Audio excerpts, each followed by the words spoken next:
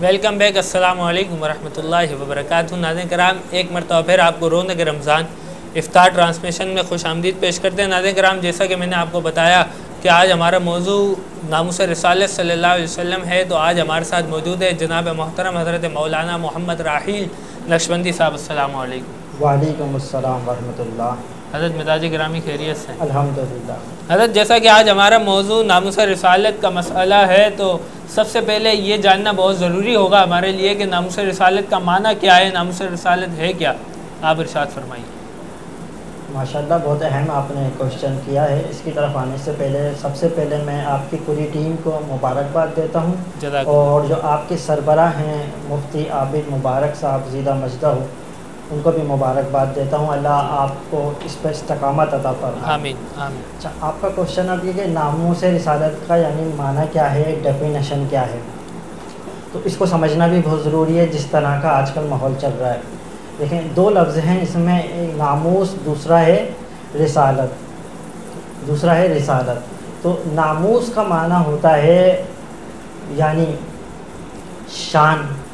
شان کے معنی میں آ گیا، آبرو کے معنی میں آ گیا، عصمت کے معنی میں آ گیا، یعنی رسپیکٹ، یوں کہہ سکتے ہیں رسپیکٹ۔ اور رسالت دوسرا لفظ جو ہے یعنی انبیاء کرام کی ناموس، ان کی عزت کی، ان کی آبرو کی، ان کی شان کی حفاظت، یہ اس کا معنی بنتا ہے۔ یعنی اس سے مراد یہ ہے کہ انبیاء کرام کی شان میں کوئی ایسا جملہ نہ نکلے، کوئی ایسی بات نہ ہو، کوئی ایسا فعل نہ ہو جو ان کے شایان شان نہ ہو۔ اچھا، ایک بات اس میں بہت امپورٹنٹ ہے، وہ یہ ہے کہ ایک ہوتی ہے ایک عام بندے کی رسپیکٹ، عام بندے کی ناموس، اور دوسری چیز ہے انبیاء کرام کی ناموس۔ دونوں میں فرق ہے۔ انبیاء کرام کی جو ناموس کا معاملہ ہے، ان کی شان کا معاملہ ہے، وہ بہت سینسٹیو ہے، بہت نازک ہے، بہت حساس ہے۔ اب آپ اس کا اندازہ اس بات سے کر سکتے ہیں، سورۃ الحجرات میں دوسری آیت میں رب العالمین نے اہل ایمان کی توجہ یہ دلائی کہ تمہاری آواز نبی کی آواز سے بلند نہ ہو۔ اب تمہاری یہاں حضرت آپ جو بات فرما رہے ہیں نا، تو پھر یہ بھی جوڑ ہی دیں کہ ناموس رسالت کے حوالے سے قرآن و حدیث کا جو نظریہ اس کو ساتھ ملا کر ہی بیان فرمائیں۔ چلیں انشاءاللہ میں یہ بھی کرتا ہوں۔ تو میں یہ بیان کرنا چاہ رہا ہوں، جیسے ہم ایک دوسرے سے تو بلند آواز میں بات کر لیتے ہیں، لیکن سورہ حجرات میں رب کائنات نے فرمایا کہ اپنے محبوب کا یہ ادب بیان فرمایا کہ تمہاری آواز نبی کی آواز سے بلند نہ ہو۔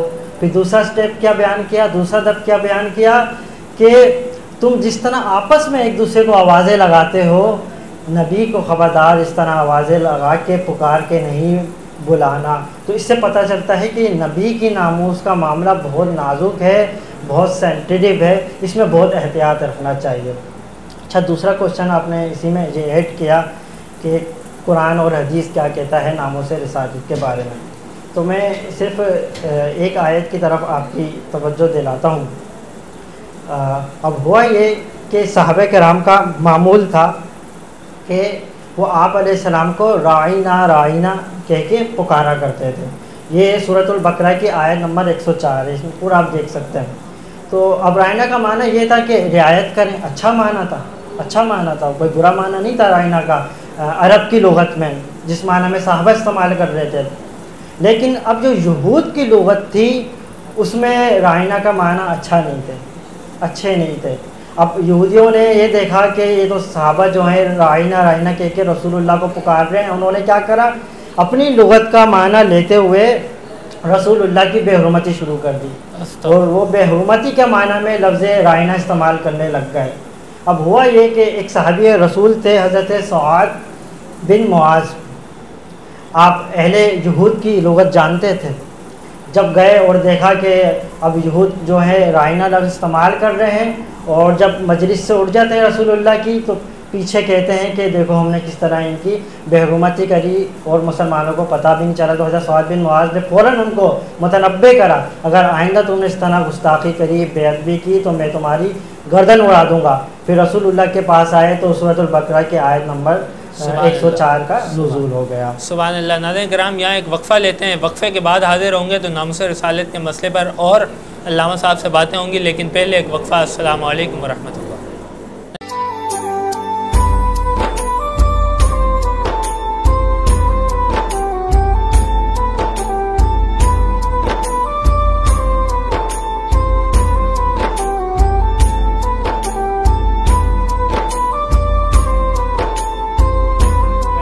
السلام علیکم ورحمۃ اللہ. ناظرین کرام، ایک مرتبہ پھر آپ کو رونق رمضان افطار ٹرانسمیشن میں خوش آمدید پیش کرتے ہیں. ناظرین کرام، ناموس رسالت کے مسئلے پر بہت اہم گفتگو قبلہ حضرت سے چل رہی تھی، تو آئیے حضرت کی طرف دوبارہ بڑھتے ہیں. حضرت، صحابہ کرام رضوان اللہ تعالی علیہم اجمعین کا کردار کیسا رہا ہے ناموس رسالت کے مسئلے پر؟ بسم اللہ الرحمن الرحیم. صحابہ کرام سب سے زیادہ اگر حساس تھے تو وہ ناموس رسالت کے موضوع پر تھے، ناموس رسالت کے مسئلے پر تھے. آپ اندازہ کریں کہ ایک صحابی رسول ہیں حضرت زید، ہوا یہ کہ ایک شخص نے جو ہے رسول اللہ کی معاذ اللہ گستاخی کی. چاہیے حدیث کو حضرت ابن عباس نے روایت کیا. تو سرکار نے فرمایا کوئی ہے جو یعنی اس گستاخ رسول کو اس کی سزا پہ پہنچائے.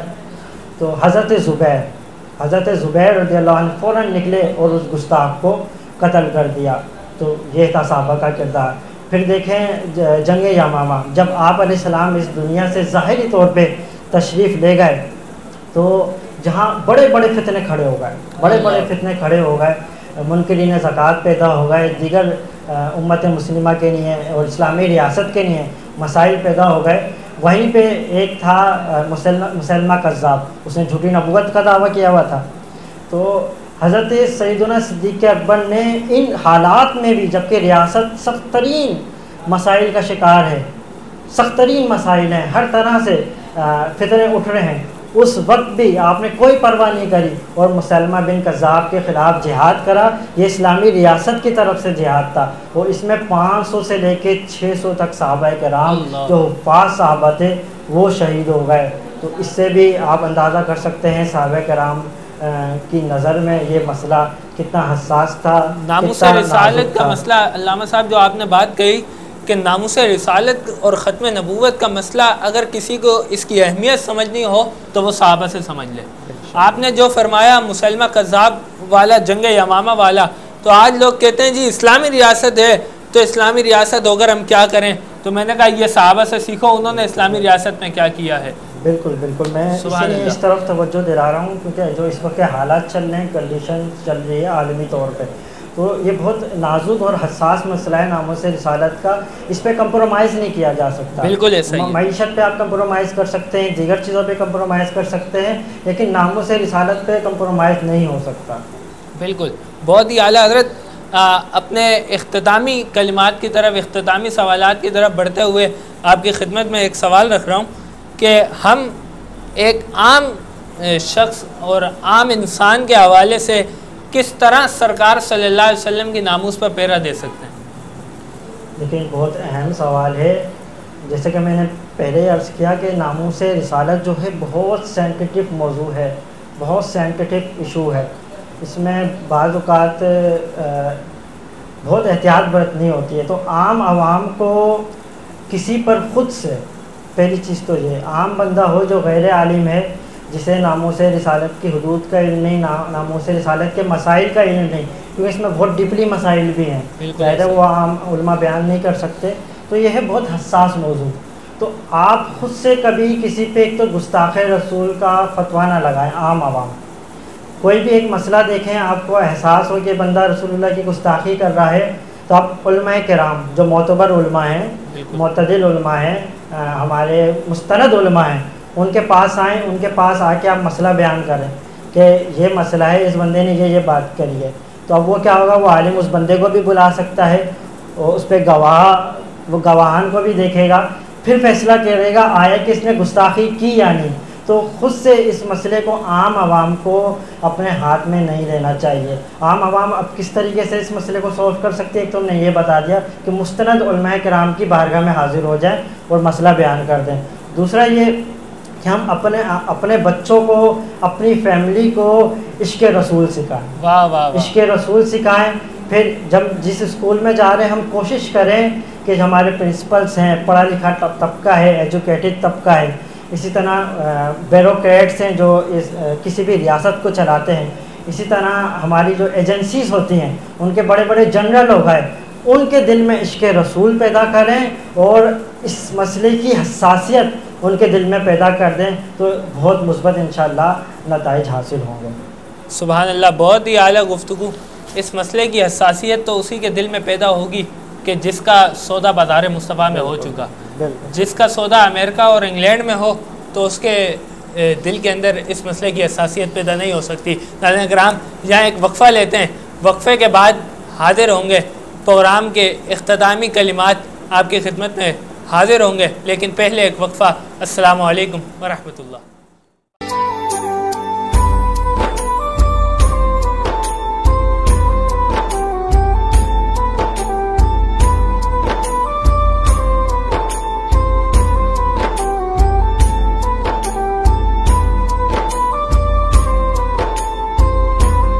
السلام علیکم ورحمۃ اللہ۔ ناظرین کرام، رونق رمضان افطار ٹرانسمیشن میں آپ کو ایک مرتبہ پھر خوش آمدید پیش کرتے ہیں۔ ناظرین کرام، قبلہ حضرت سے بہت اہم موضوع پر گفتگو چل رہی تھی۔ حضرت آپ کیا فرماتے ہیں؟ اب اختتامی جملوں اختتامی کلمات کی طرف بڑھ رہے ہیں، پروگرام بھی وائنڈ اپ کرنا ہے، ناظرین کو آپ کیا پیغام دیتے ہیں؟ اور اس حوالے سے بھی ناظرین بڑے تشویش کا شکار ہوتے ہیں کہ جس طرح فقہ اور دوسرے مسائل کے اندر ائمہ اربعہ کا اختلاف رہا ہے، تو ناموس رسالت کے مسئلے پر اور گستاخ رسول کے مسئلے پر ائمہ اربعہ کا کیا موقف ہے؟ بسم اللہ الرحمن الرحیم۔ دیکھیں، ائمہ اربعہ کا اجماع ہے کہ گستاخ رسول کی سزا جو ہے وہ قتل ہے، قتلو، اس کو قتل کیا جائے گا، ٹھیک ہے۔ تو ایک بات تو یہ ہو گئی۔ اچھا، میں یہاں پہ ایک وضاحت کر دوں، احناف کے نزدیک بھی جو متاخرین ہمارے اکابر فقہا ہیں، تو ان کے نزدیک بھی گستاخ رسول کی جو سزا ہے وہ سزا ہے موت ہے، اسے قتل کیا جائے گا۔ ہاں، البتہ امام اعظم ابو حنیفہ رحمۃ اللہ تعالیٰ علیہ کا جو موقف ہے وہ حد کا نہیں ہے، وہ تعزیر کا ہے۔ یعنی ان کا موقف یہ ہے کہ جب کوئی بندہ رسول اللہ کی گستاخی کرے تو ریاست اسلامی ریاست جو اسلامی قاضی ہوگا وہ اس کی گستاخی کی نوعیت دیکھے گا، نوعیت دیکھے کہ اس کو قتل کیا جانا ہے، قید کیا جانا ہے یا اس پہ جرمانہ ہوگا۔ تو یہ امام اعظم کا ہے۔ لیکن اس کے بعد کے جو ہمارے متاخرین علماء احناف ہیں، اکابر احناف ہیں، تو ان کے نزدیک بھی گستاخ رسول کی سزا قتل ہے، موت ہے۔ تو اس میں کوئی دو رائے نہیں ہے۔ چاروں ائمہ کا، یعنی چاروں جو ہماری مذاہب ہیں، تو ان کا اجماع ہے کہ گستاخ رسول کی سزا جو ہے وہ قتل ہے، اس کو قتل کیا جائے گا۔ حضرت، پاکستان کے قانون میں آخری کلمات کی طرف بڑھیں، پاکستان کے آئین کیا کہتا ہے؟ پاکستان کا قانون کیا کہتا ہے اس حوالے سے؟ پاکستان میں سن 1990 میں ہمارے علماء کرام کی کاوشات سے، جس میں حضرت علامہ سید شاہ تراب الحق قادری صاحب کا بڑا بنیادی اور بڑا واضح کردار تھا، تو بہرحال یہ قانون پاس ہوا کہ گستاخ رسول کی سزا جو ہے وہ موت ہے، اس کو قتل کیا جائے گا۔ اس کو 295 میں یہ قانون پاس کر دیا گیا ہے۔ اچھا، صرف پاکستان میں نہیں، اب آپ یہ دیکھیں، ابھی کچھ ہی عرصے پہلے یورپی یونین عدالت برائے انسانی حقوق جو ہے، اس میں بھی یہ قانون پاس ہو گیا ہے الحمدللہ کہ رسول اللہ پر زبان درازی کرنا، ان کی گستاخی کرنا، یہ جائز آزادی اظہار رائے نہیں ہے۔ تو اس کو بھی انہوں نے اپنے قانون میں پاس کر دیا، اس کے بھی الحمدللہ سزا مقرر کر دی گئی۔ تو ضرورت اس عمل کی ہے، اختتام کی طرف آتے ہیں، ضرورت اس عمل کی ہے کہ ہم مزید اس پہ کاوشات کریں اور ایک عالمی قانون پاس ہو جائے جس میں کسی بھی نبی کی توہین کرنا ممنوع قرار دے دیا جائے۔ عالمی قانون، چاہے وہ حضرت عیسیٰ کی کرے، حضرت موسیٰ کی کرے، تمام انبیاء کے لیے یہ قانون پاس کرنے میں ہمیں کردار ادا کرنا ہوگا۔